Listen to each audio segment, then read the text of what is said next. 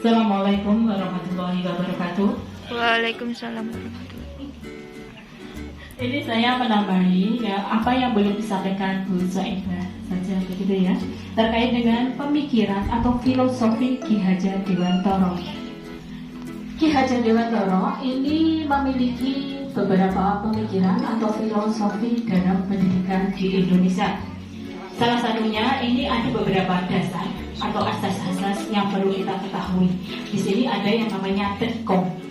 Tri itu 3, cons itu ada.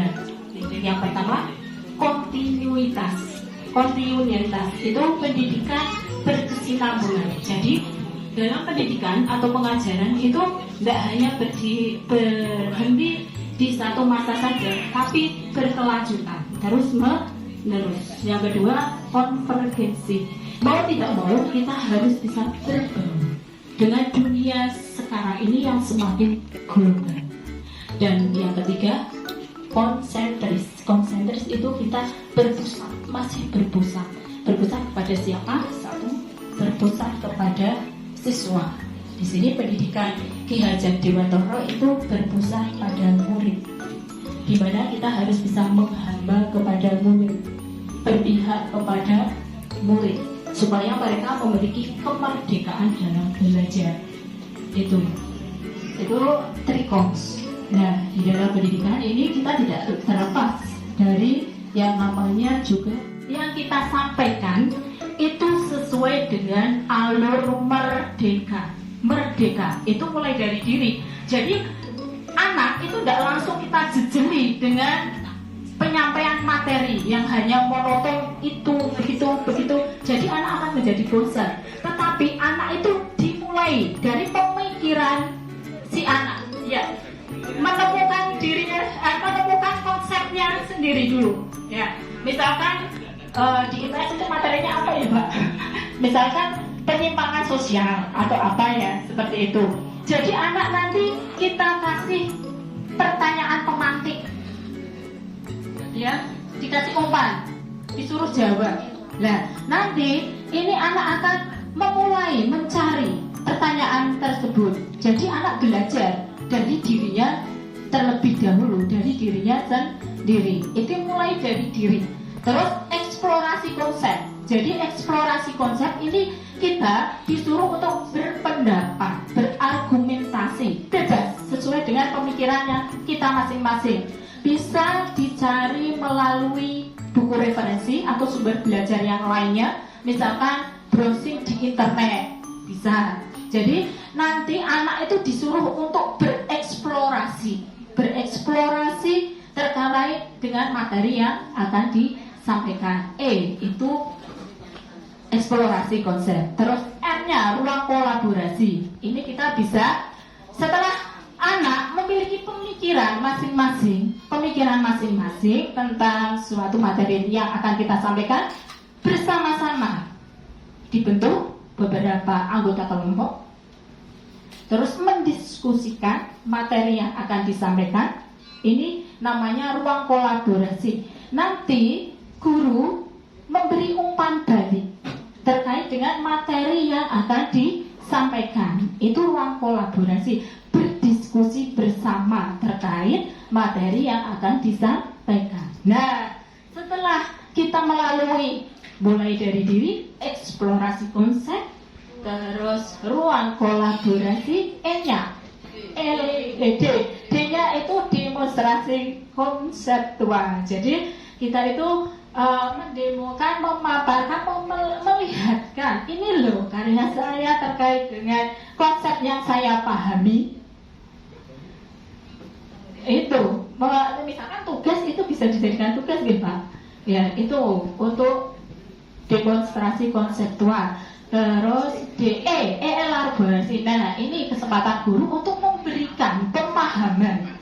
Jadi anak itu sudah memiliki konsep, terus kita misalkan anak konsepnya kok ada yang kurang, keliru, atau mungkin belum paham. Kita itu memberi penegasan. Oh, materi yang dimaksud dengan penyimpangan sosial itu seperti ini, gambarannya yang jelas itu seperti ini. Itu namanya elaborasi. Jadi Bapak Ibu guru nanti memberi penegasan terkait materi, menjelaskan, memaparkan, dan tentunya nanti anak-anak bisa bertanya seperti itu elaborasi dan koneksi antar materi. Tentunya antara materi yang satu dengan yang lain di pelajaran apapun pasti berkesinambungan, berkaitan satu dengan yang lain. Ini bisa dikaitkan hubungannya bagaimana, nanti bisa dibicarakan secara bersama-sama. Nah, aksi nyata ini bisa diwujudkan dalam pembiasaan yang baik. Bisa melalui kegiatan di sekolah, ini bisa, atau aksi nyata bisa di budaya positif nanti ya. Iya, bisa nanti kita bisa dipaparkan di budaya positif di modul 4. Ini nanti bisa. Intinya Merdeka Belajar itu anak guru sekolah diberi kebebasan dalam mengolah, memanage sekolah supaya bisa memberi kebahagiaan dan keselamatan bagi murid. Seperti itu saya menambahkan terkait dengan Merdeka Belajar. Oke, Pak Pur, monggo. Ada orang tua bertanya begini, Pak Pur, katanya Merdeka Belajar. Maksud bagi orang tua itu adalah anak A dengan anak B dalam materi fisika, IPA. Itu kalau nilainya tidak sama, bobotnya tidak sama, itu wajar Pak Pur, karena Merdeka Belajar. Dengan demikian kalau Merdeka Belajar, berarti KKM-nya tidak cocok, kan dipaksa, dituntut Pak Pur. Ya terus penjelasannya bagaimana? Ya nanti dulu saya belum paham. Seperti itu Bu Min. Terima kasih, minta tolong.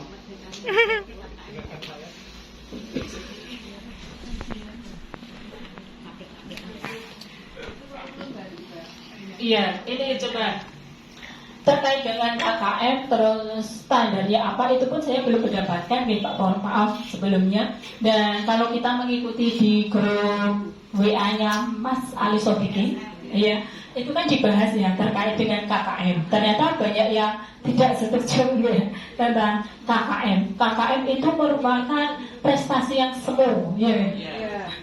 Terus banyak dibahas di situ. Nah itu nanti kita tunggu. Nah ini bertentangan sekali, kan menuntut itu yang nggak cocok Pak Pur dengan Merdeka Belajarnya Nadiem Makarim ya. Kenapa? Karena menuntut anak terlalu tinggi. Terus kenapa ini termasuk dalam kaitannya Merdeka Belajar itu UNBK diganti dengan ANBK juga. Ini mengarah ke sana, ke Merdeka Belajar juga.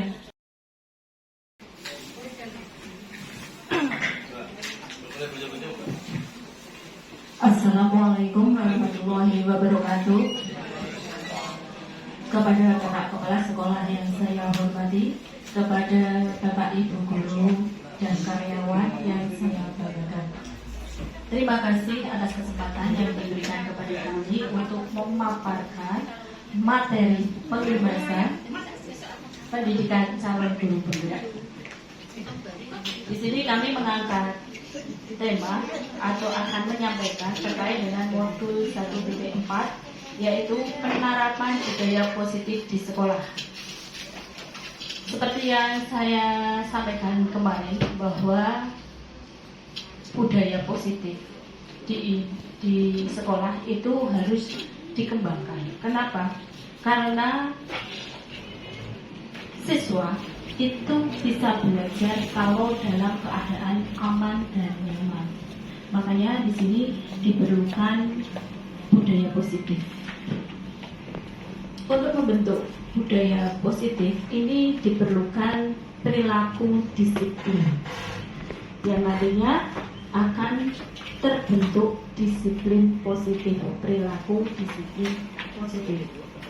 Nah, sebelum ke sana di sini tentunya kita harus mengetahui terkait dengan paradigma baru, terkait dengan sistem pendidikan yang ada di Indonesia.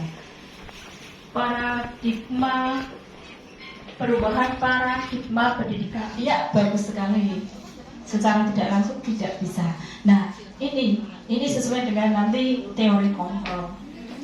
Nah, di beberapa tahun kemarin ini terjadi beberapa miskonsepsi terkait dengan guru mengontrol murid. Pada dasarnya kita tidak dapat memaksa murid untuk berbuat sesuatu jika murid tersebut memilih untuk tidak melakukannya. Pada dasarnya kita tidak dapat memaksa murid untuk berbuat sesuatu jikalau murid tersebut memilih untuk tidak melakukannya. Walaupun tampaknya kita sedang mengontrol perilaku murid tersebut. Hal ini karena murid tersebut sedang mengizinkan dirinya dikontrol. Saat itu bentuk kontrol guru menjadi kebutuhan dasar yang dipilih murid tersebut. Teori kontrol menyatakan bahwa semua perilaku memiliki tujuan, bahkan terhadap perilaku yang tidak disukai. Nah, miskonsepsi yang kedua yaitu semua penguatan positif efektif dan bermanfaat. Penguatan positif atau bujukan adalah bentuk-bentuk kontrol. Segala usaha untuk memengaruhi murid agar mengulangi suatu perilaku tertentu adalah suatu usaha untuk mengontrol murid tersebut. Dalam jangka waktu tertentu, kemungkinan murid tersebut akan menyadarinya dan mencoba untuk menolak bujukan kita, atau bisa jadi murid tersebut menjadi tergantung pada pendapat sang guru untuk berusaha. Dan yang ketiga, bahwa kritik membuat orang merasa bersalah, dapat menguatkan karakter. Menggunakan kritik dan rasa bersalah untuk mengontrol murid menuju pada identitas gagal. Mereka belajar untuk merasa buruk tentang diri mereka. Mereka mengembangkan dialog yang negatif. Kadang kala sulit bagi guru untuk mengidentifikasi bahwa mereka melakukan perilaku ini, karena seringkali guru cukup menggunakan suara halus untuk menyampaikan pesan negatif. Dan yang keempat, orang dewasa memiliki hak untuk memaksa. Hanya orang dewasa yang percaya bahwa mereka memiliki tanggung jawab untuk membuat murid-murid berbuat hal-hal tertentu. Apapun yang dilakukan dapat diterima selama ada sebuah kemajuan berdasarkan sebuah pengukuran kinerja. Nah, di sini coba kita lihat perbedaan stimulus respon lawan teori kontrol. Bisa dilihat ini yang blok biru, stimulus respon tentang dunia. Teori kontrol yang sebelah blok kuning, ini perbedaan. Teori stimulus respon, realitas atau kebutuhan kita sama. Kalau teori kontrol itu memandang bahwa kebutuhan kita itu berbeda. Semua orang melihat hal yang sama. Ini teorinya stimulus respon. Kalau teori kontrol, setiap orang memiliki gambaran yang berbeda. Stimulus respon, kita mencoba mengubah orang agar berpandangan sama dengan kita. Jadi, teori stimulus respon itu kita bisa mengontrol orang lain. Berbeda dengan teori kontrol yang menyatakan bahwa kita berusaha memahami pandangan orang lain tentang dunia. Kalau stimulus respon, perilaku buruk dilihat sebagai suatu kesalahan. Teori kontrol, semua perilaku memiliki tujuan. Stimulus respon, orang lain bisa mengontrol saya. Kalau teori kontrol itu hanya Anda yang bisa mengontrol diri Anda. Stimulus respon, saya bisa mengontrol orang lain. Kalau teori kontrol, Anda tidak bisa mengontrol orang lain. Stimulus respon, pemaksaan ada pada saat tujuan gagal. Teori kontrol, kolaborasi dan konsensus menciptakan pilihan-pilihan baru. Kalau stimulus respon, itu model berpikir menang atau kalah. Kalau ternyata tidak saya saja. Jadi kalau di pendidikan guru penggerak itu kita dipancing terlebih dahulu mikir, loh ini maksudnya gimana? Ternyata itu nanti ada kaitannya ke belakang, baru bisa memahami. Bapak Ibu tak tak baca berulang kali saya nggak paham maksudnya ini apa. Ternyata ini ada kaitannya dengan materi selanjutnya. Ya, materi selanjutnya itu terkait dengan disiplin positif dan motivasi. Nah, apakah makna disiplin? Coba ini kita biasanya identik kalau orang yang disiplin itu negatif ya, galak. Padahal itu tegas, ya kan? Padahal sebenarnya nggak seperti itu ya. Disiplin itu berasal dari bahasa Latin, disiplina, yang artinya belajar. Disiplin diri membuat orang menggali potensinya menuju sebuah tujuan apa yang dihargai. Namun, dalam budaya kita, makna kata disiplin telah berubah menjadi sesuatu yang dilakukan seseorang pada orang lain untuk mendapatkan kepatuhan. Kecenderungan umum adalah menghubungkan kata disiplin dengan ketidaknyamanan, dengan hukuman. Kalau melanggar aturan, disiplin artinya untuk mematuhi ya, untuk membuat orang itu patuh. Kalau tidak patuh akan mendapat hukuman atau sanksi. Nah, ini membuat orang tidak nyaman. Tidak nyaman. Nah, bukan dengan apa yang kita hargai atau mencapai suatu tujuan mulia. Nah, ini coba kita untuk memahami perilaku manusia. Ini ada 3 teori motivasi. Mengapa seseorang itu melakukan tingkah laku atau berperilaku? Yang pertama, untuk menghindari ketidaknyamanan atau hukuman. Apa yang akan terjadi apabila saya tidak melakukannya? Ini yang mendorong seseorang untuk berperilaku. Yang kedua, untuk mendapatkan imbalan dari orang lain atau institusi. Apa yang akan saya dapatkan apabila saya melakukannya? Terus yang ketiga, untuk menghargai diri sendiri, menjadi insan sesuai harapan kita. Saya akan menjadi orang yang seperti ini apabila saya melakukannya. Nah, untuk nomor 1 dan 2 ini termasuk motivasi eksternal, motivasi yang berasal dari luar diri kita sendiri. Karena ada pengaruh dari luar diri kita, ada dorongan dari luar. Misalkan saya kasih contoh, murid datang tepat waktu ke sekolah. Apa yang menjadi motivasinya? Yang mendorong dia untuk datang lebih awal ke sekolah, jadi tidak terlambat ke sekolah. Kalau dilihat dari motivasi yang pertama, supaya menghindari ketidaknyamanan atau hukuman. Biasanya itu kan ada sanksi. Kalau datang terlambat, disuruh untuk mengelilingi lapangan 5 kali, atau untuk supaya dia bisa datang lebih awal lagi, dia disuruh untuk nyapu atau menghindari supaya tidak dimarahi oleh guru. Nah, ini kan untuk menghindari ketidaknyamanan. Faktornya dari luar diri individu. Bisa dimengerti kan Bapak Ibu? Motivasi seseorang untuk berperilaku, untuk melakukan sesuatu. Apa yang akan terjadi apabila saya tidak datang tepat waktu, misalkan itu ya. Nah, itu nanti saya akan mendapatkan hukuman. Itu motivasi eksternal. Nah, yang kedua, untuk mendapatkan imbalan dari orang lain atau institusi. Misalkan saya datang tepat waktu biar nanti menjadi guru yang berprestasi. Misalkan siswa yang berprestasi, misalkan nanti akan mendapatkan tambahan nilai ya Pak. Seperti itu. Nah, itu kan motivasi yang berasal dari luar diri kita. Berbeda dengan yang ketiga, untuk menghargai diri sendiri, untuk menjadi manusia yang sesuai dengan harapan kita. Saya akan menjadi orang yang tanggung jawab, yang disiplin, yang memiliki kerapian, dan lain sebagainya. Disiplin positif yang harus diterapkan di sekolah. Jadi anak nanti diberikan nilai-nilai sehingga dia itu meyakini saya harus berbuat ini supaya saya seperti ini. Seperti itu deh.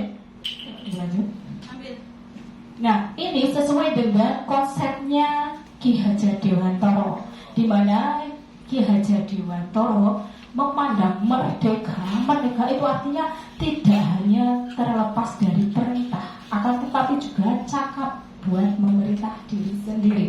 Nah, ini sesuai dengan filosofi Ki Hajar Dewantara.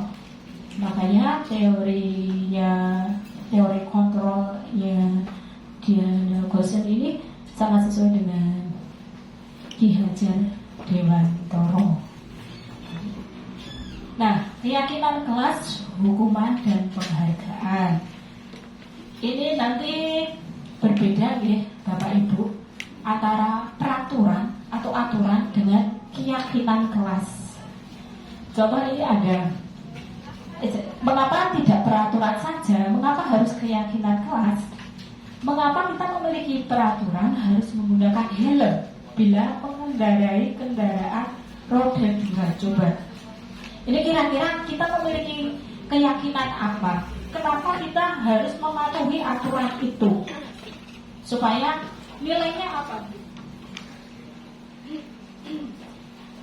Mengapa kita harus memiliki atau mengikuti aturan menggunakan helm bila mengendarai kendaraan roda 2? Terus lagi, mengapa kita harus memiliki aturan atau mematuhi aturan 3M, menggunakan masker, mencuci tangan, dan menjaga jarak 1,5 meter?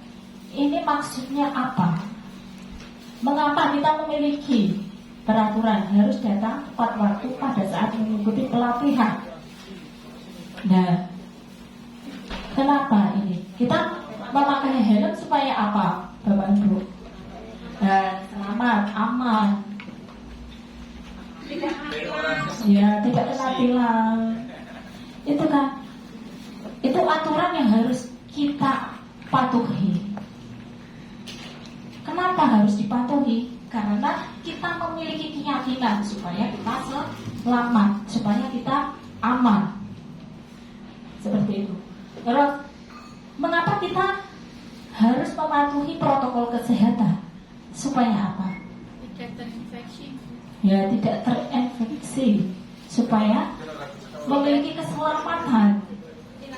Nah, inti dari tujuan pendidikan menurut Ki Hajar Dewantara itu kan selamat dan bahagia, kan? Memiliki keselamatan dan kebahagiaan. Itu ya, itu nanti. Nah, untuk mendukung motivasi intrinsik, kembali ke nilai-nilai atau keyakinan untuk lebih menggerakkan seseorang dibandingkan mengikuti serangkaian peraturan. Nah, coba sekarang kalau ada peraturan semacam ini, keyakinan kelas atau nilai kebajikan yang dituju itu apa? Bapak Ibu, coba selalu kembalikan buku ke tempatnya. Nilai kebajikannya itu apa? Oh ya, Bu Siska, tanggung jawab, disiplin. Terus yang kedua, dilarang mengganggu orang lain. Nilai kebajikan yang dituju itu apa? Toleransi. Terus, yuk. Pakai mangkok karena sombong. Kembalikan mangkok pada yang kedua. Ini coba. Hadir di sekolah 15 menit sebelum pembelajaran dimulai. Keyakinan kelas yang harus ditumbuhkan atau nilai kebajikan apa yang harus dituju? Yang dituju. Disiplin. Khususnya lagi siapa yang berpendapat? Ayo ngobrol yang lainnya, coba. Iya. Di sekolah 15 menit Iya. pelajaran dimulai. Hadir di sekolah 15 menit sebelum pelajaran dimulai. Nilai kebajikan apa yang bisa dituju? Nyaman diri sendiri.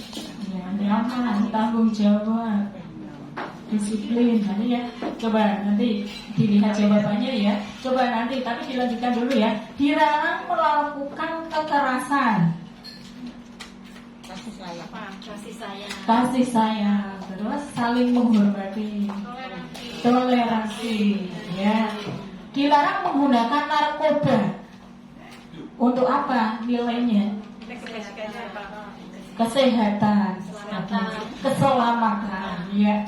Terus bergantian atau menunggu giliran. Budaya antri, disiplin. Terus ini gunakan masker. Nilai kebajikan apa? Kesehatan. Lagi taat aturan. Jangan berlari di kelas atau koridor. Mengganggu teman. Keamanan. Ketertiban. Coba kita lihat jawabannya. Ya, ini. Ya, bisa dicek ya. Selalu memberikan buku ke tempatnya. Ini adalah nilai kebajikan yang bisa dituju itu adalah tanggung jawab. Dilarang mengganggu orang lain, menghormati orang lain dan diri sendiri. Hadir sekolah 15 menit sebelum pembelajaran dimulai. Ini menghormati orang lain, komitmen pada tujuan atau berkomitmen. Terus yang keempat, dilarang melakukan kekerasan. Ini demi keselamatan kita dan menghormati orang lain. Dilarang menggunakan narkoba untuk kesehatan kita. Bergantian atau menunggu giliran. Menghormati orang lain, kesabaran. Ini melatih nilai kesabaran. Gunakan masker, kesehatan dan keselamatan. Jangan berlari di kelas. Ini untuk keamanan dan keselamatan. Ini adalah contoh-contoh nilai-nilai dalam keyakinan kelas. Ya. Misalnya di situ ada dilarang melakukan kekerasan. Ya. Terus misalnya dijawab kasih sayang, benar apa salah? Boleh, supaya. Boleh. Boleh. Boleh. Nggak ada yang salah. Iya. Orang mempunyai jawaban itu karena punya alasan nih. Coba lanjut dulu ya Bu. Materialnya. Bisa jadi itu kan merupakan nilai kebajikan panjenengan. Jadi kita kasih ya. Iya, betul sayang.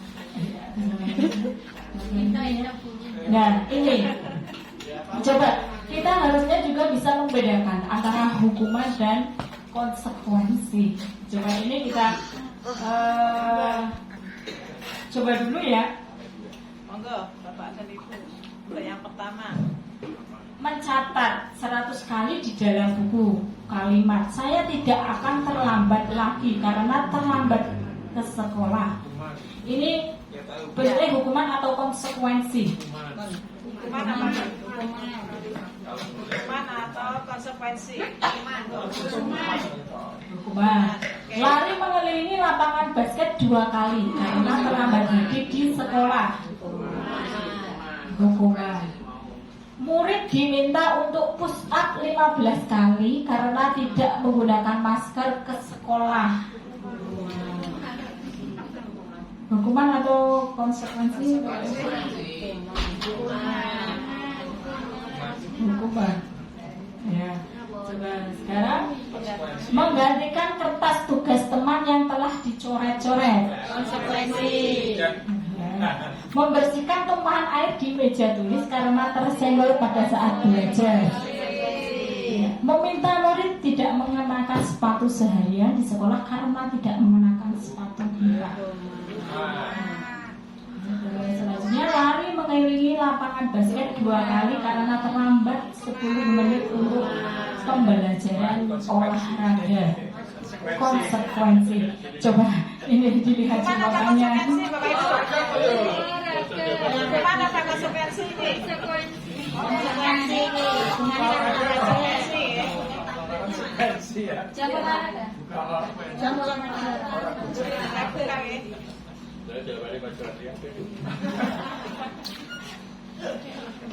Mau kucing boleh.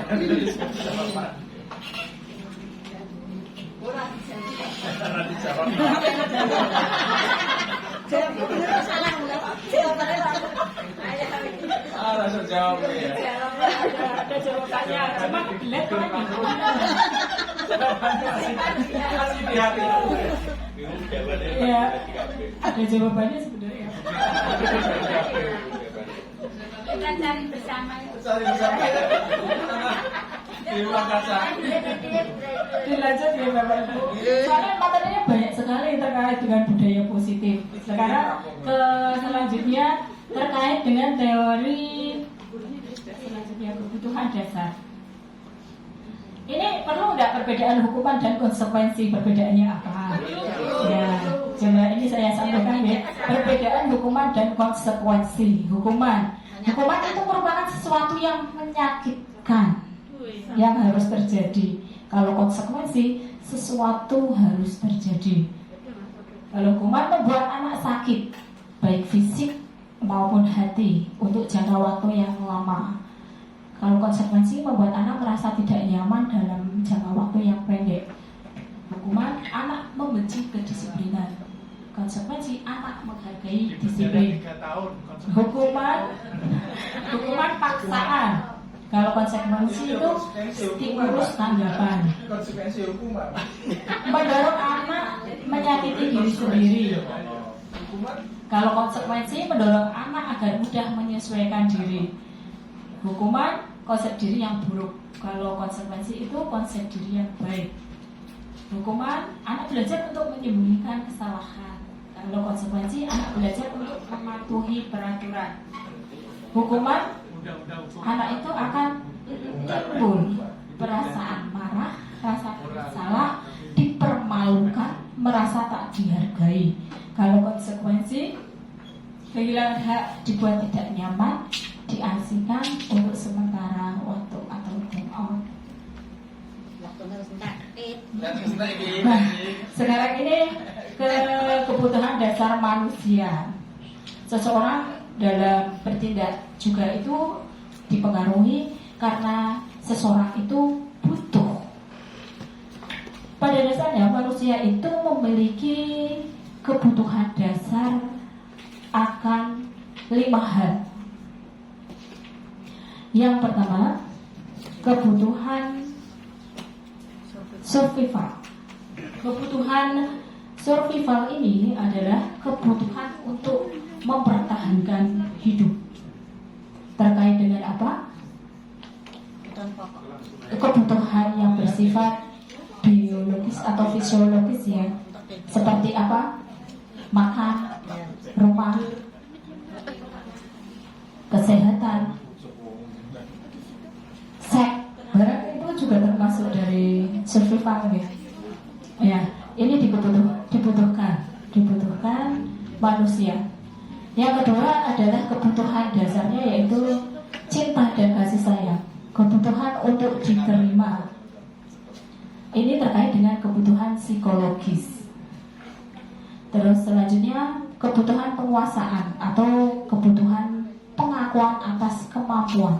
Jadi kita itu butuh diakui kalau kita itu mampu. Itu merupakan suatu juga kebutuhan. Terus yang keempat, kebebasan. Kebutuhan akan pilihan untuk mandiri, otonomi. Terus yang selanjutnya kesenangan. Kebutuhan untuk merasa senang. Ya sudah terpenuhi semua ya Bapak Ibu. Kalau salah satu kebutuhan dasarnya tidak terpenuhi, biasanya anak itu akan memiliki perilaku yang ya salah atau terjadi perselisihan, konflik. Ini terjadi konflik ya, atau timbul suatu masalah. Ini terkait dengan kebutuhan dasar. Lanjut ya. Nah, 5 posisi kontrol ini di dalam teori kita sebagai guru itu harusnya tahu posisi kita itu sebagai apa. Di dalam posisi kontrol, teori kontrol itu ada 5 posisi kontrol guru. Yang pertama, guru itu bisa berperan sebagai penghukum.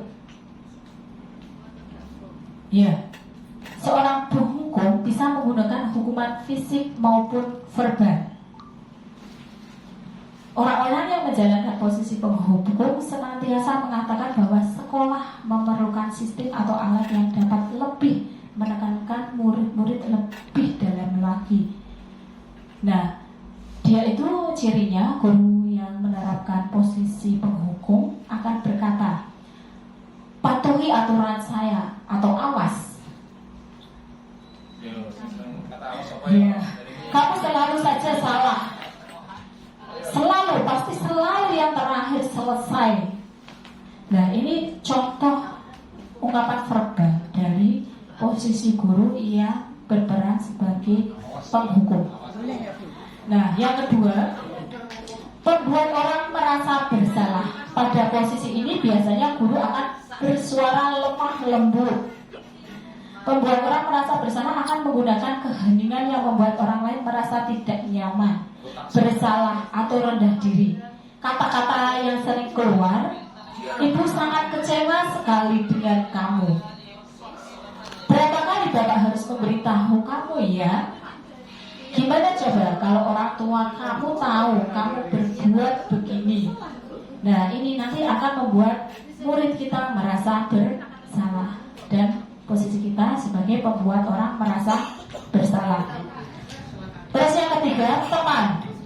Teman, posisi guru di posisi teman ini tidak menyakiti murid, namun akan tetap berusaha mengontrol murid melalui persuasi. Posisi teman ini guru bisa bersikap negatif ataupun positif. Biasanya guru ini akan menggunakan hubungan yang baik, humor atau mempengaruhi seseorang, dan mereka akan sering mengungkapkan dengan kata-kata, ayo bantulah demi bapak ya. Ayo ingat tidak bantuan bapak selama ini. Ayo ingat tidak bantuan bapak selama ini. Ayo bantulah demi bapak ya. Ya sudah, kali ini tidak apa-apa, nanti ibu bantu bereskan. Ini posisi sebagai teman.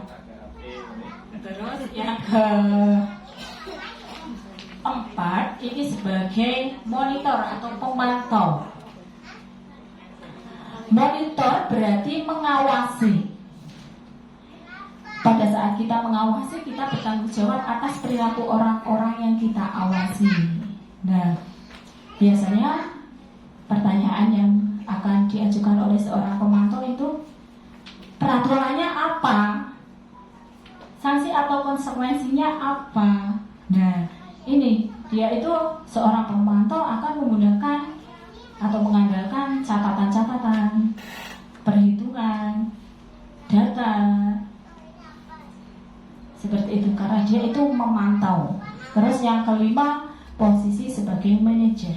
Posisi terakhir ini sebagai manajer adalah posisi mentor, di mana guru berbuat sesuatu bersama dengan murid, mempersilahkan murid mempertanggungjawabkan perilakunya, mendukung murid agar dapat memiliki keterampilan di posisi teman maupun pemantau, dan dengan demikian bisa jadi di waktu-waktu tertentu kembali kepada kedua posisi tersebut bila diperlukan. Jadi sebagai seorang manajer, dia akan selalu berkata, apa yang kita yakini, kembali ke keyakinan kelas.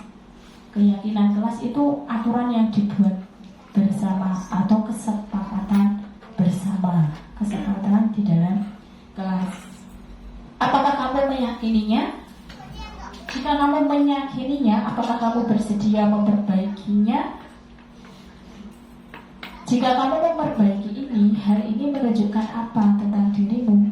Apa rencana kamu untuk memperbaiki hal ini? Nah, ini ciri-ciri kata-kata yang sering keluar dari guru yang memposisikan dirinya sebagai seorang manajer. Yang paling bagus fotonya seperti apa? Enggak. Yang Ya. biasa mungkin Bapak Ibu pernah Coba. lakukan itu Ini. mana kira-kira? Kira-kira Bapak Ibu bisa berpendapat dari kelima posisi kontrol ini yang paling cocok atau baik diterapkan, ini yang posisi yang apa? Yang pertama itu ada penghukum tadi. Penghukum, Yang pembuat orang merasa bersalah, teman, pemantau, atau manajer? Teman. Terus alasannya apa, Bu Esti? Karena kalau teman itu Gimana ini? memberikan apa ya namanya Bu, kritikan atau masukan itu kalau merasa sama teman ya itu Iya. tidak apa-apa. Jadi kalau misalkan menjadi manajer kadang-kadang dia dijadani nyeneni pokoknya nggak seringan Lebih leluasa memberi cinta kasih. iya betul sangat keren. Ini pendapat Bu Esti, ada yang berpendapat Yang lain lain? mungkin Saya tidak setuju itu. karena alasannya kalau Pak sudah dulu gimana? Kalau Guru menganggap sebagai teman, nanti kita tidak bisa masuk ke dunia anak, kemudian membawa kepada dunia yang sesuai dengan harapan kita. Karena teman berarti labelnya adalah sebagai satu sarana bagaimana kita kalau kita membuatkan sebagai teman, itu nanti jadi kurang pas karena kita harus tetap mengontrol. Yang lebih tepat itu ya tetap manajemen kelas yang baik. Oke, ini pendapat yang bagus sekali dari Pak Seroji. Manajemen kelas. Kalau manajemen kelas yang baik tidak setuju yang Kenapa? kalau manajemen kelas memang aku tidak setuju kalau dengan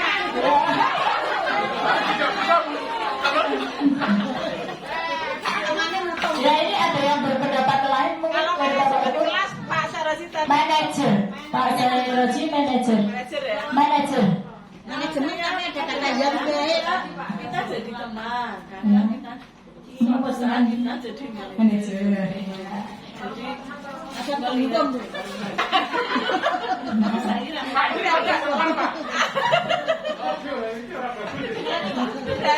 Nah, ini coba langsung saja ini.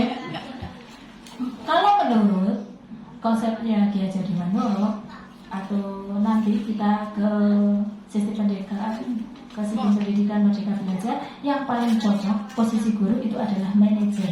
Kenapa? Kalau dilihat dari seseorang melakukan perilaku di motivasi tadi ya, motivasinya itu berasal dari dalam diri kita sendiri. Itu berasal dari motivasi intrinsik. Berbeda kalau penghukum membuat orang merasa bersalah, teman dan pemantau. Ini berasal dari motivasi eksternal. Jadi ini saya bacakan ya. Kalau guru berbuat untuk penghukum itu sukanya menghadik, menunjuk-nunjuk, menyakiti, menyindir. Ini ciri-ciri orang penghukum. Contohnya ada Bu. Siapa apa?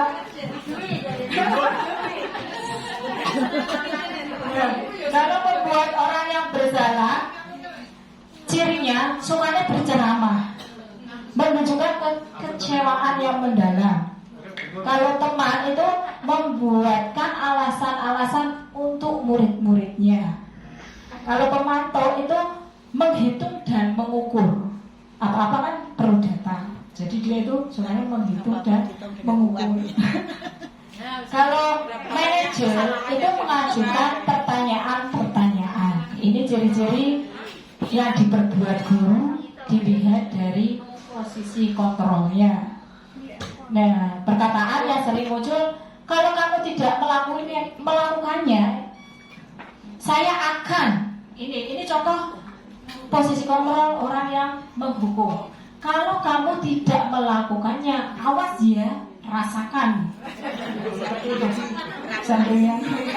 Bisa sambil mukul, jewer, ini ya.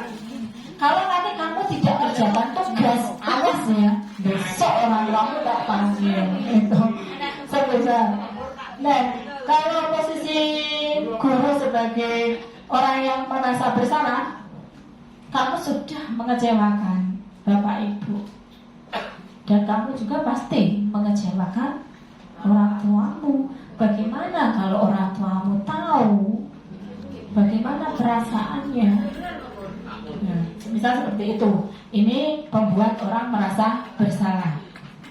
Teman, lakukan untuk Bapak Ibu.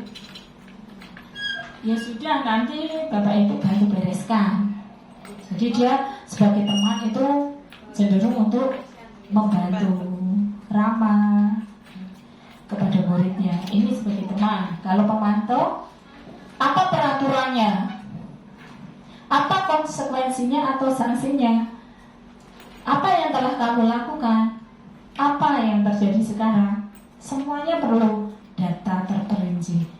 Berbeda kalau kita posisi kontrolnya itu sebagai seorang manajer.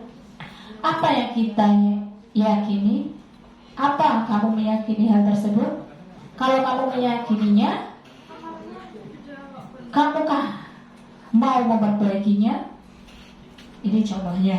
Nah, hasil yang didapat dari perlakuan kita itu, kalau seorang penghukum itu anak akan cenderung memberontak, jadi dendam, menyalahkan orang lain.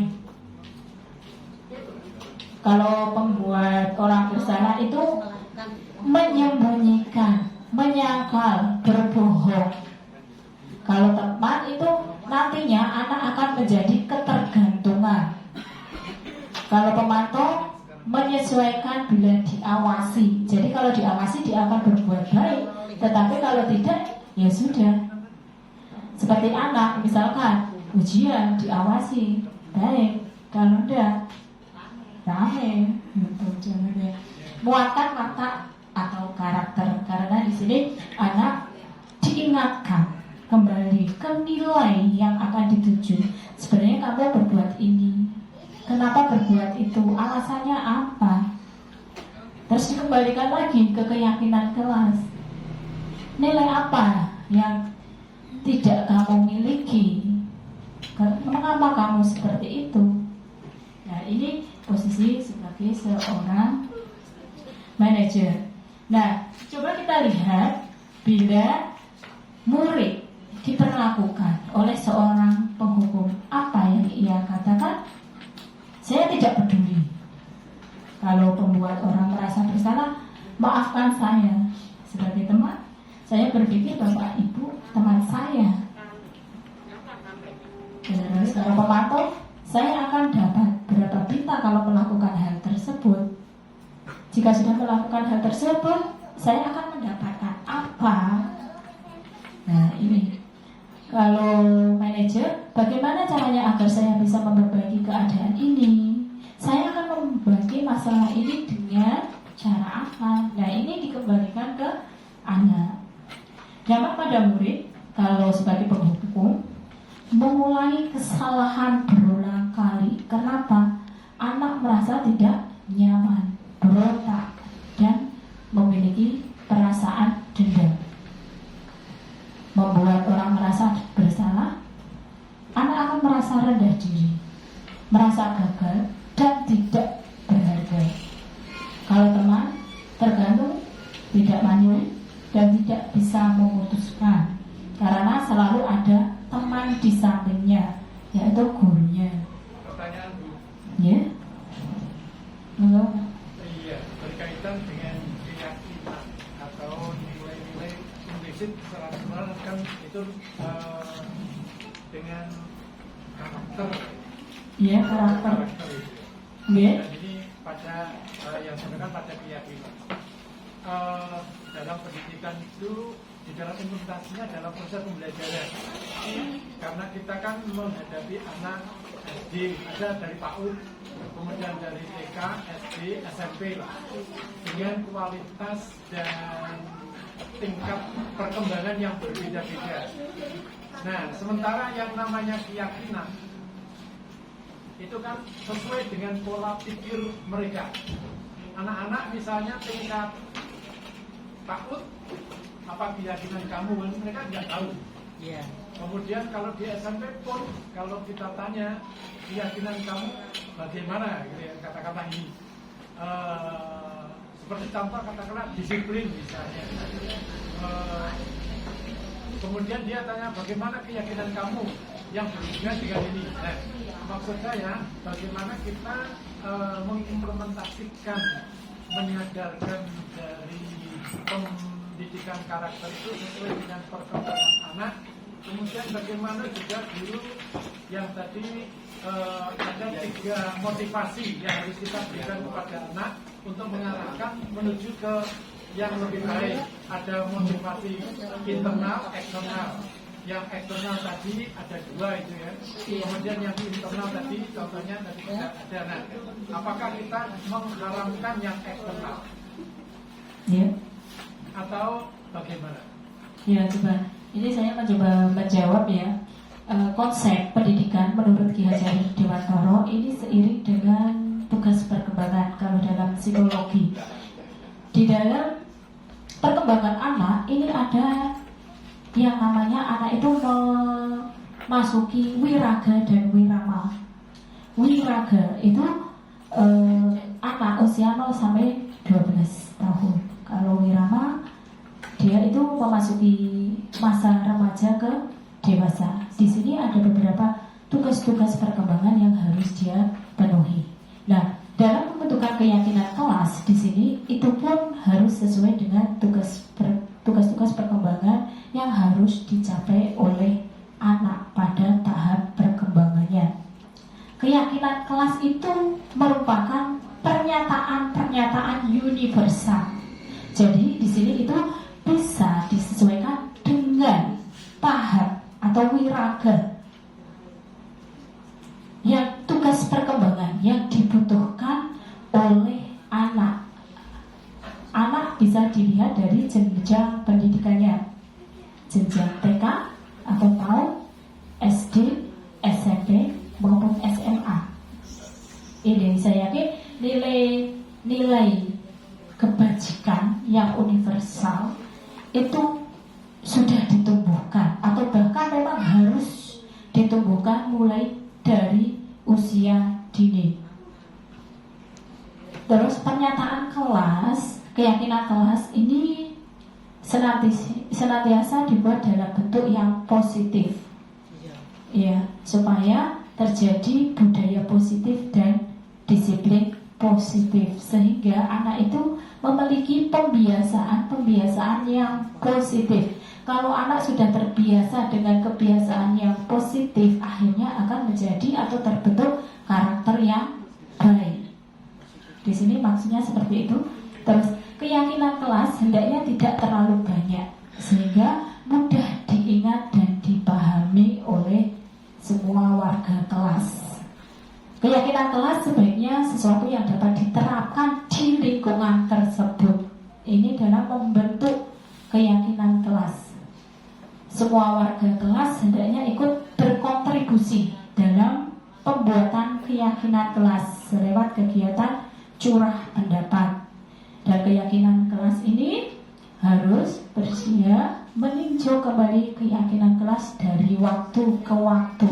Bisa ditambah, misalkan, oh ini ada terjadi suatu masalah baru, ini dibuat keyakinan kelasnya baru, semacam itu.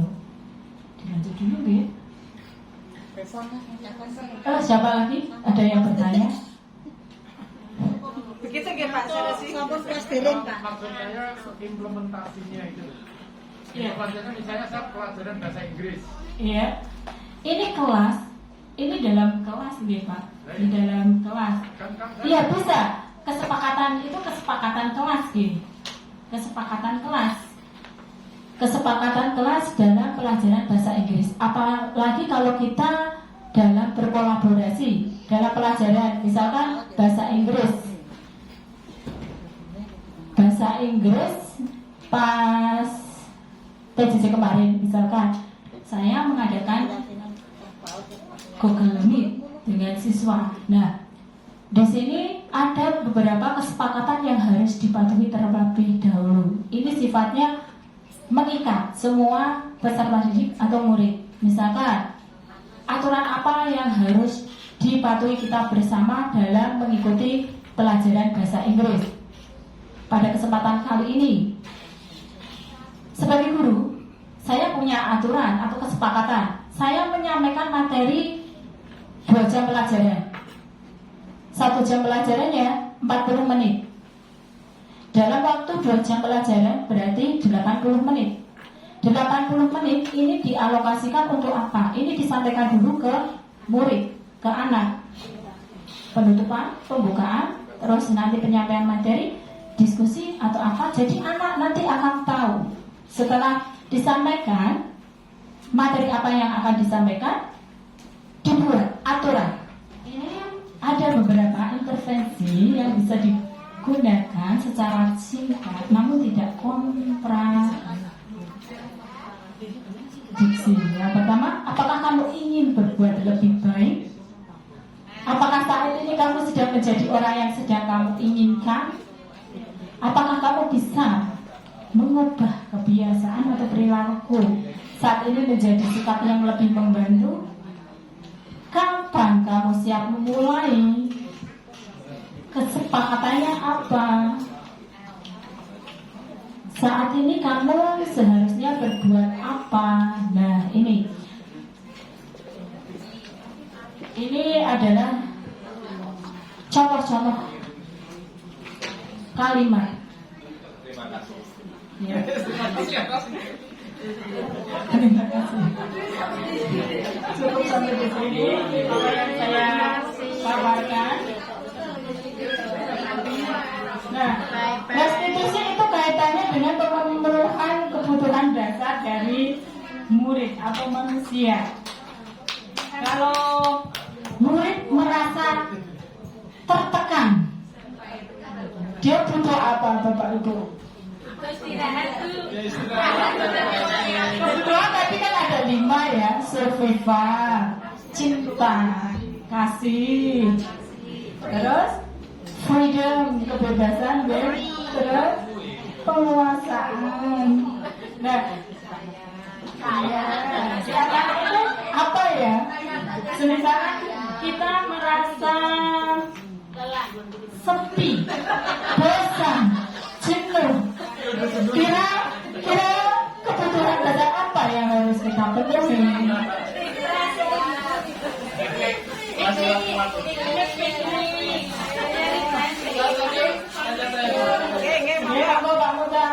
Terima kasih. Saya mengikuti Syah lama, tapi kok nggak paham-paham tadi. Makin teman-teman ya. Tapi sebenarnya setelah saya ambil sebuah permasalahan utama itu, bagaimana kita itu menjadikan siswa, terutama kan siswa itu sebagai itu kita menjadi teman yang akrab dengan siswa. Kan itu ya. Dengan teman itu kan bisa memahami siswa, karakternya cocok. Saya pernah melakukan itu, warna yang beling sekali. Dulu nggak bisa ngatasi, saya bisa dikasih dengan cara apa? Saya ketemu, tak saya rangkulan, Kasih sayang. mau kasih sayang, itu Iya. malu. Intinya memang kasih sayang. Orang yang beling dulu melawan saya malah jadi kontrak. Jadi intinya kalau saya lihat ada berapa poin. Kalau saya simpulkan ya, Ya, monggo. karena kalau nggak disimpulkan nanti kan gak di kabeh. Betul. Terima kasih banyak malah. Nanti kesimpulan saya yang salah, maaf ya. Ya. Satu, bagaimana permasalahan anak itu adalah bagian dari apa? Dari tanggung jawab kita bersama. Ya.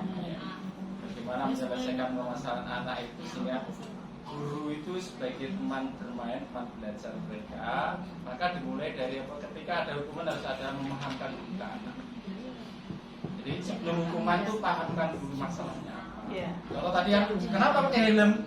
Ya dipahamkan dulu helmnya itu. Kenapa harus pakai? Kenapa harus dikasih hukuman? Itu sudah paham akan mati. Dan itu sudah saya terapkan lama. Iya.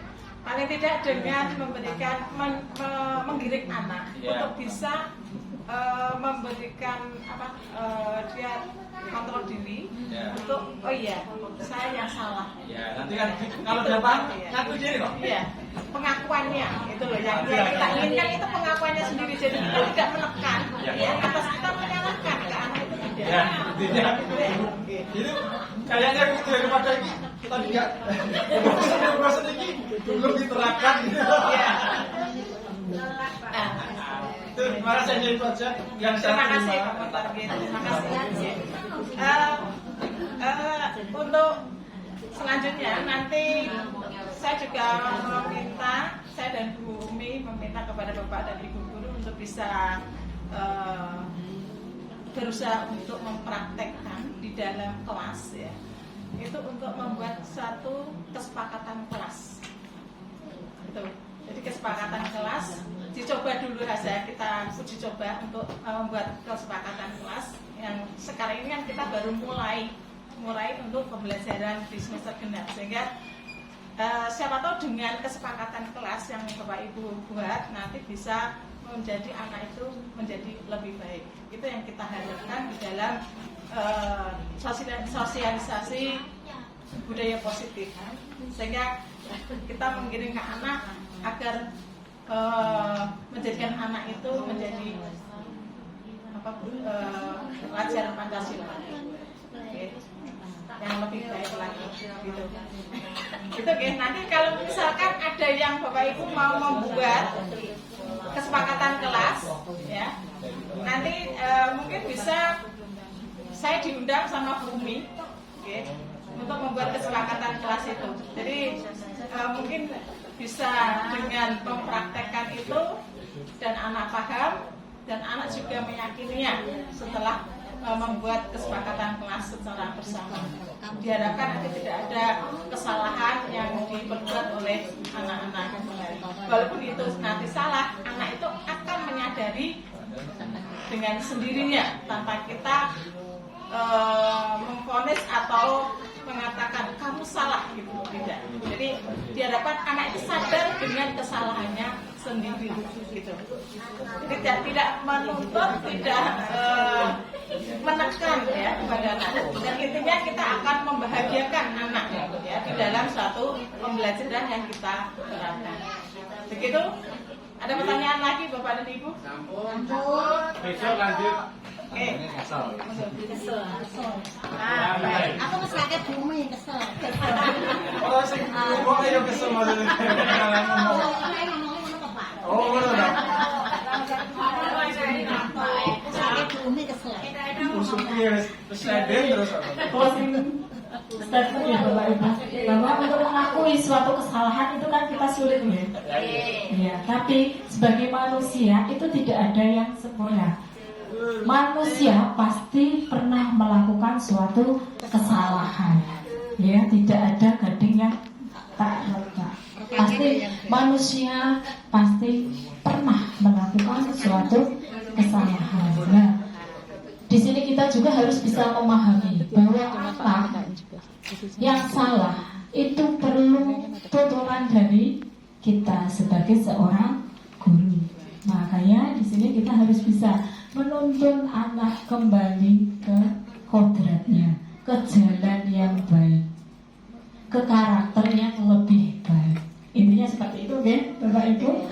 Cukup sekian dari saya. Saya mohon maaf sebesar-besarnya dari apa yang saya sampaikan. Kalau ada kata-kata yang salah, perilaku yang tidak mengenakan di Bapak Ibu, mohon dimaafkan.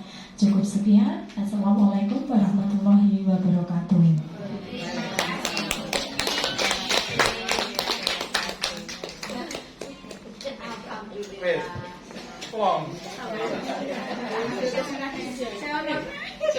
Saya nanya saya Pak makanya ini.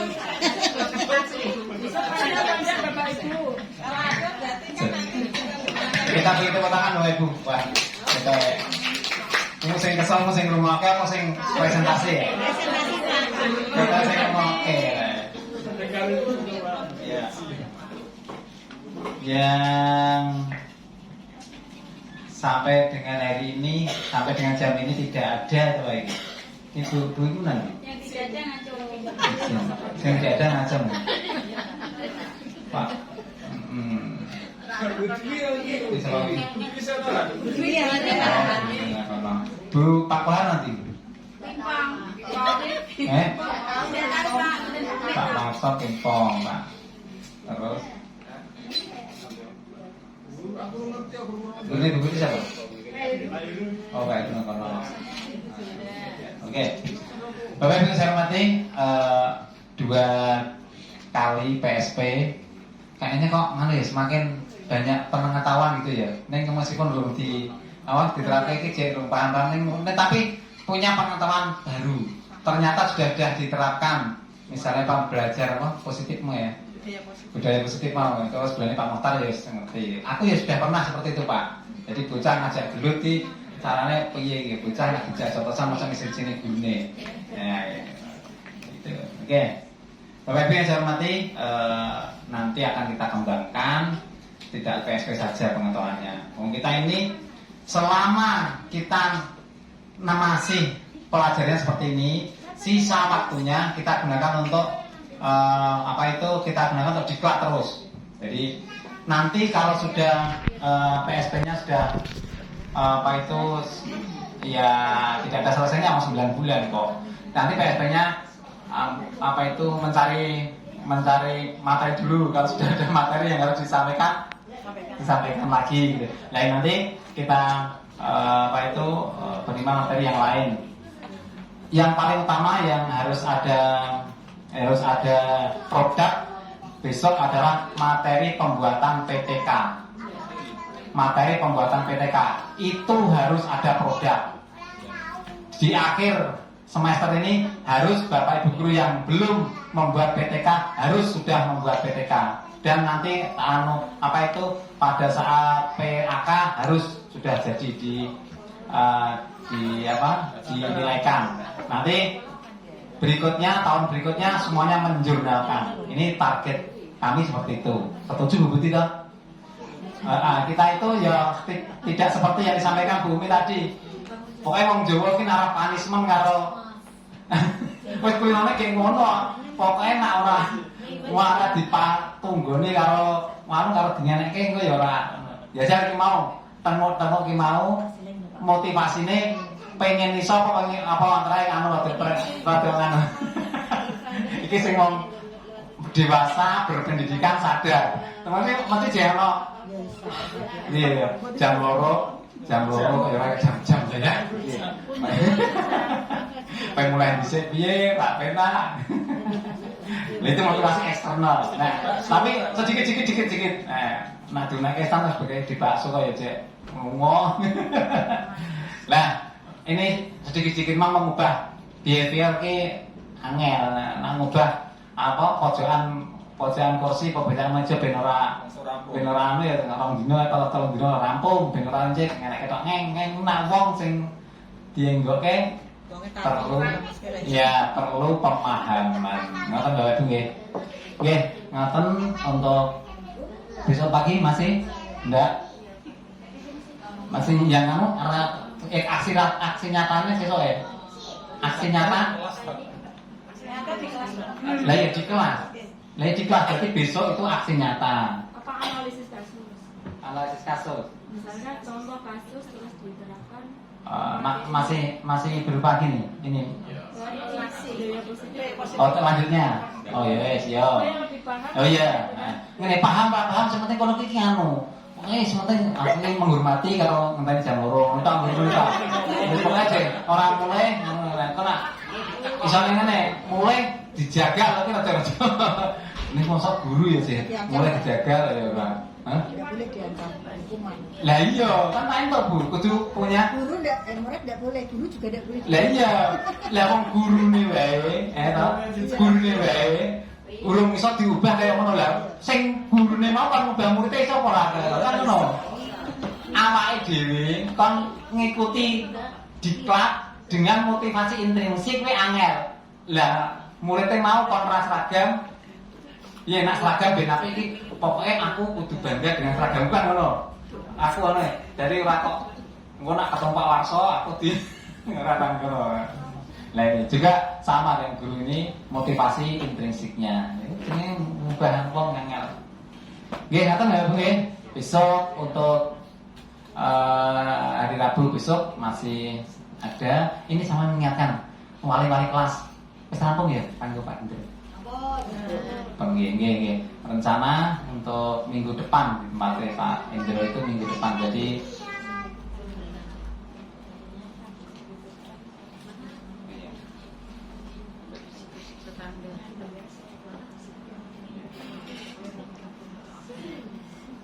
Oke, closing statement dari saya, dari kami sebagai pimpinan yang dituakan untuk kepala sekolah di SMP Negeri Atengbuk sangat senang sekali ya, mendukung dengan adanya sosialisasi PSP ini, khususnya perilaku penerapan budaya positif di sekolah. Mudah-mudahan Bapak Ibu semuanya bisa menerapkan, ya tidak langsung frontal tapi sedikit demi sedikit bagaimana kita bisa mengubah perilaku anak menjadi yang diinginkan, yaitu sekarang menjadi teman pelajar Pancasila. Pelajar Pancasila ini. Mengatakan Mbak Bini, monggo dipun tutup nanti berdoa menurut agama dan kepercayaan masing-masing. Mudah-mudahan dengan pulang kita bertemu dengan keluarga dengan baik, sehat semuanya, keluarga yang di rumah juga sehat, bahagia semuanya. Besok lagi ketemu di sekolah lagi dengan semangat yang baru sesuai dengan keyakinan masing-masing. Berdoa dipersilakan.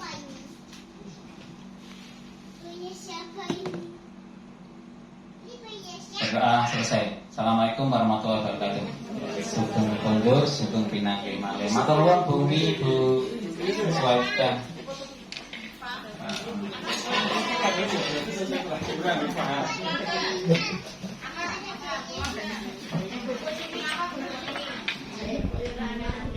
Assalamualaikum warahmatullahi wabarakatuh.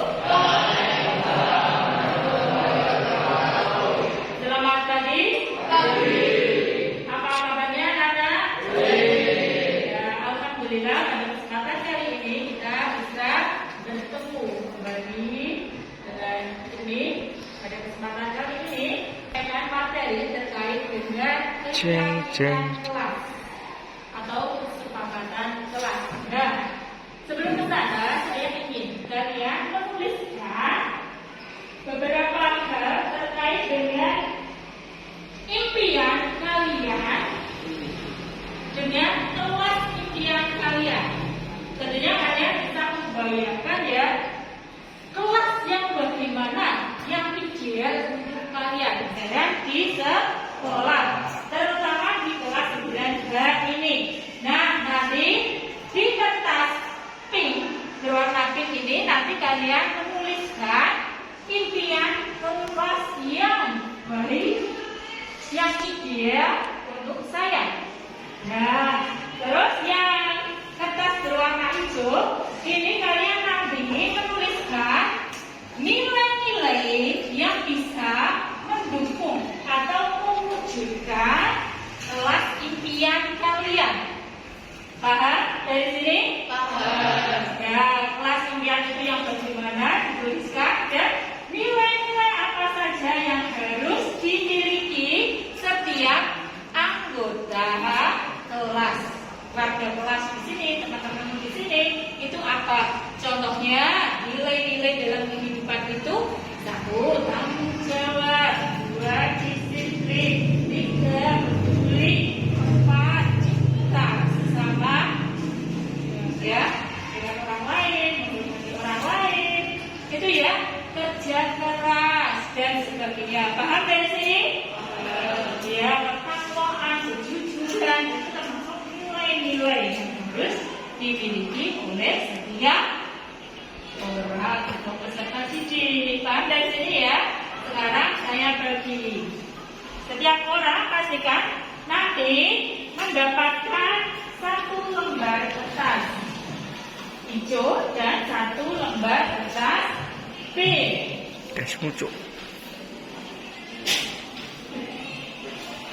Ini nanti ditempel.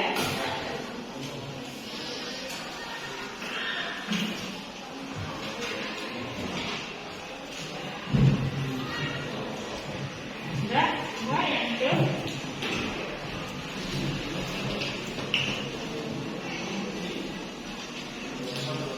Ya.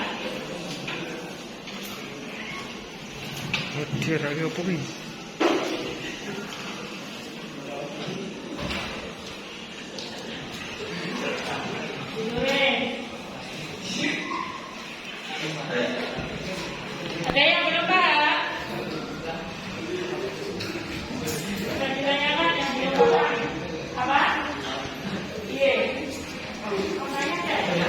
Pisan Lus.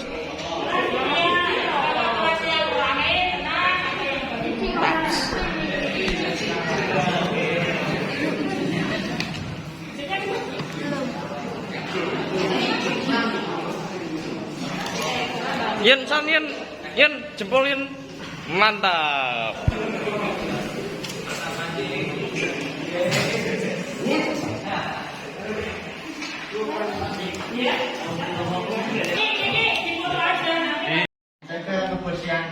Nah, ini ya, kalau dilaksanakan dengan baik keyakinan kelas 9I.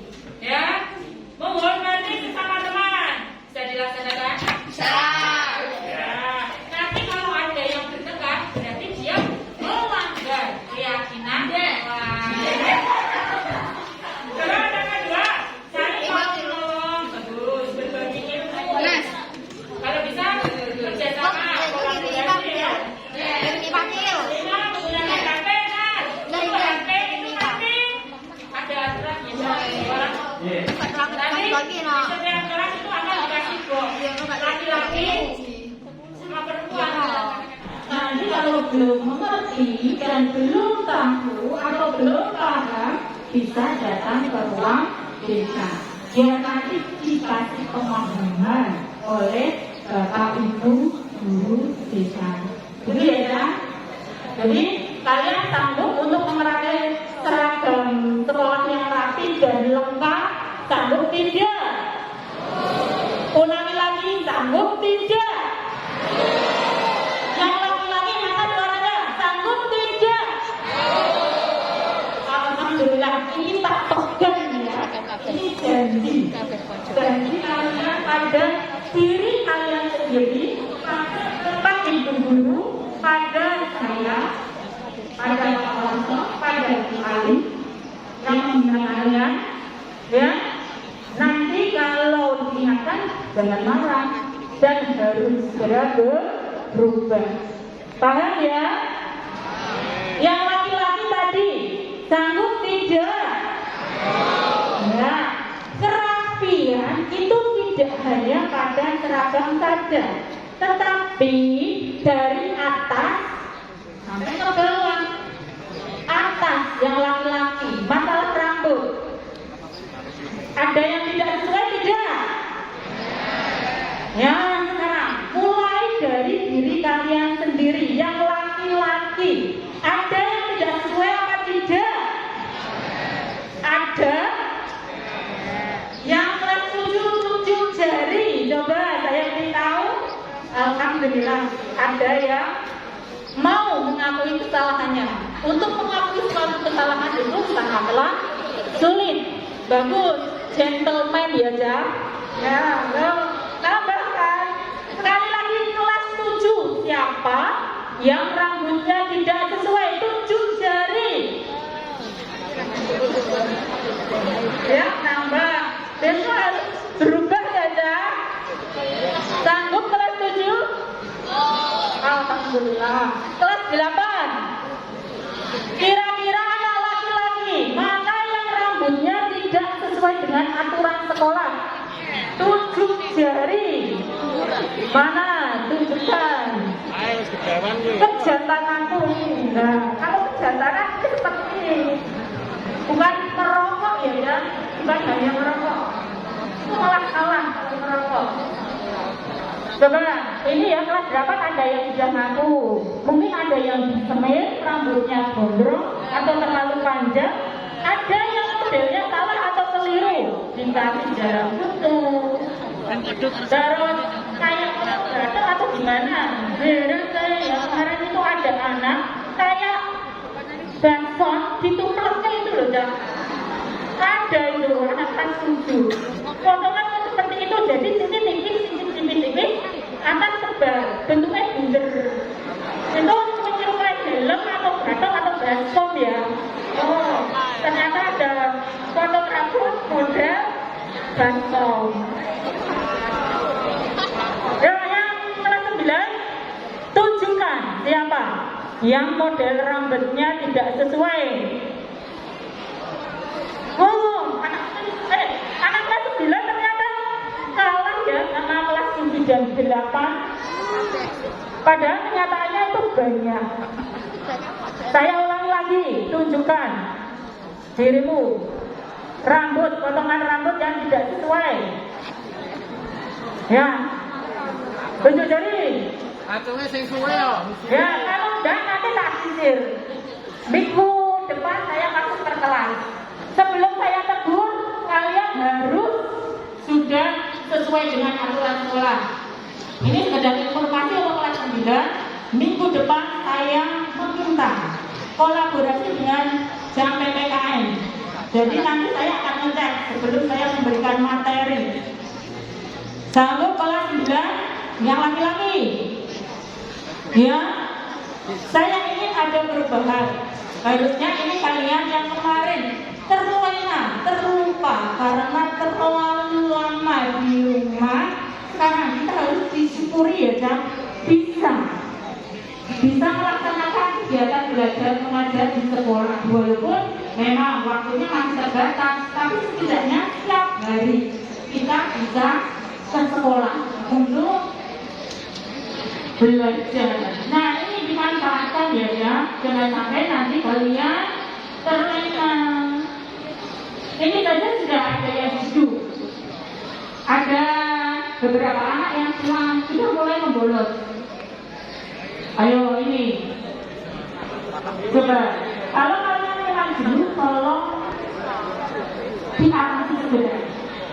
Jangan sampai nanti menjadi suatu kebiasaan. Ya, halo, halo. Ya. Ini yang kedua saya akan menyampaikan terkait dengan kebersihan. Nah, ini suatu kebanggaan untuk kita bahwa sekolah kita akan melaju adiwiyata tingkat nasional. Untuk itu, sekolah meminta dukungan dari kalian semua untuk menjaga kebersihan sekolah. Tolong, yang memiliki kebiasaan itu membuang sampah sembarangan diubah. Sekarang kalian harus memilah sampah kalau bisa ya. Kalau tidak bisa, tolong buang sampah pada tempatnya. Ini terutama barang-barang yang kecil seperti sedotan, plastik, itu kan tidak boleh ya. Tidak boleh melakukan pada sampah plastik yang berserakan. Kalau ada di tempat sampah, kalau tidak sanggup apa tidak membuang sampah pada tempatnya, sanggup? Iya, ini sanggup belum. Jadi ada kayak kontrak kesepakatan dari kita untuk menjaga kebersihan secara bersama-sama.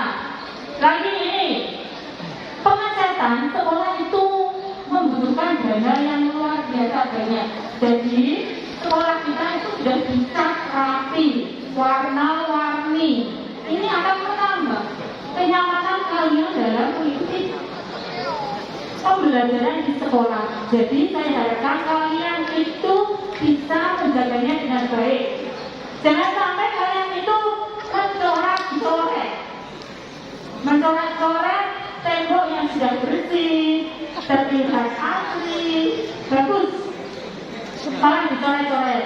Dicoret-coret kalau sekedar garis ya, dengan kata-kata yang tidak baik dan kotor. Di sini di antara kalian ada yang tidak seperti itu. Ada ya. Makanya kalau ada segera dilaporkan ke Bapak Ibu guru biar ditindak dan disuruh ganti ngecek lagi itu ya. Ini tolong kalian. Poin pertama tadi perapian, yang kedua kebersihan. Nah, yang ketiga sedikit saja saya akan menambahi terkait dengan kasus yang tadi disampaikan oleh Bapak Suwarso. Jadi memang ini kami prihatin sekali. Kenapa? Di antara kalian ini karena faktor apa ya? Coba nanti kalian sendiri.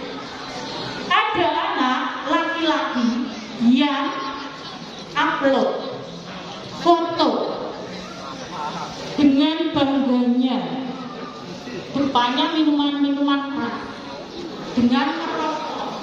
Yang kebul-kebul itu orang yang asapnya banyak. itu KP ya, itu ada dengan bangganya disuruh motret temennya terus diupload. Kira-kira memalukan apa enggak kan? Mencemarkan nama baik sekolah apa enggak? Iya kan? Ini anak kelas berapa, sekolahnya gimana? Itu tercoreng SMP kita. Nah setelah ditanya, itu bukan saya pulang sudah ini ya. Jadi tolong sekali lagi, kalau kalian mau mengupload foto atau gambar itu dipikir ulang, ya. Nanti kemungkinan apa yang akan terjadi kalau foto itu diupload? Paham tidak? Ini sangat berbahaya dan ternyata ini kok marah di antara kalian. Apakah kalian terlalu lama pegang HP ya? Iya. Iya. Pegang gak apa-apa tapi digunakan secara bijaksana. Saya yakin orang tua kalian itu membeli HP karena dituntut keadaan. Iya dah. Kira-kira orang tua itu senang kalau melihat kalian pegang HP, buka Google Classroom, browsing pembelajaran atau game online. Assalamualaikum warahmatullahi wabarakatuh. Perkenalkan, nama saya Nisa Ayu Rahma Pramita. Saya selaku rekan sejawat dari calon guru penggerak Ibu Umi di SMP Negeri 1 Gubuk. Tanggapan saya terhadap Ibu Umi terhadap aksi nyatanya yang dilakukan di sekolah, yaitu yang pertama ada sosialisasi terhadap Bapak Ibu guru, tentunya mulai dari pemikiran Ki Hajar Dewantara, kemudian ada konsep Merdeka Belajar. Kemudian selanjutnya perubahan pada proses pembelajaran yang dilakukan oleh calon guru penggerak yaitu Bu Umi sudah sangat signifikan, mulai dari sosialisasi yang dilakukan dalam lingkup besar, kemudian ada sosialisasi di lingkup kecil dengan ke kelas masing-masing dari kelas A sampai dengan I, dengan adanya melakukan kegiatan yang namanya kesepakatan kelas dari Ibu Umi kepada anak-anak. Kemudian selanjutnya tentunya saya terinspirasi dan termotivasi dengan adanya aksi nyata yang dilakukan oleh Ibu Umi, mulai dari sosialisasi tadi kepada Bapak Ibu guru, kepada anak-anak atau peserta didik. Tentunya saya tergerak untuk melakukan kesepakatan kelas antara guru dengan peserta didik supaya kegiatan belajar, pembelajaran, mengajar juga enak bisa diterima oleh peserta didik dengan bertumpu atau mengacu kepada, memihak kepada anak tentunya. Mungkin itu, terima kasih yang bisa saya sampaikan, memberikan tanggapan. Apabila ada kurang dan lebihnya saya mohon maaf. Cukup sekian, terima kasih. Wassalamualaikum warahmatullahi wabarakatuh. Hai, perkenalkan nama aku Yosepina Bidari Aji dari kelas 9I. Di sini saya akan membacakan tanggapan saya terhadap Bu Umi sebagai calon guru penggerak. Bagaimana Bu Umi memosisikan saya dalam pembelajaran di kelas dan di luar pembelajaran? Bu Umi memosisikan saya sangat baik dalam menjadi pelajar, dan Bu Umi selalu memberi arahan yang baik kepada semua siswi di SMP Negeri 1 Gubuk. Apakah saya merasakan ada perubahan dalam interaksi Ibu Umi di dalam proses pembelajaran di kelas? Ya, karena adanya virus corona dan pelajar yang tindakannya kurang baik, Bu Umi selalu kembali mengingatkan kepada saya dan teman-teman saya untuk menjadi pelajar yang bertindak laku baik di sekolah. Apa saja yang dilakukan Bu Umi selama proses pembelajaran di kelas? Bu Umi selalu mengajak saya dan teman-teman saya untuk membuat kesepakatan kelas di setiap kelas dengan baik dan penjelasannya tidak membosankan dan mudah dipahami. Bagaimana perasaan saya terhadap apa yang dilakukan Bu Umi di dalam kelas? Perasaan saya sangat senang karena mendapatkan arahan yang baik dan positif dari Bu Umi agar menjadi pelajar yang berbudi pekerti dan berattitude baik di dalam sekolah. Apa harapan saya kepada Bu Umi? Harapan saya kepada Bu Umi, semoga Bu Umi selalu diberikan kesehatan dan dapat selalu memberikan arahan yang baik kepada pelajar di SMP Negeri 1 Gubuk. Sekian tanggapan yang saya berikan kepada Bu Umi. Terima kasih.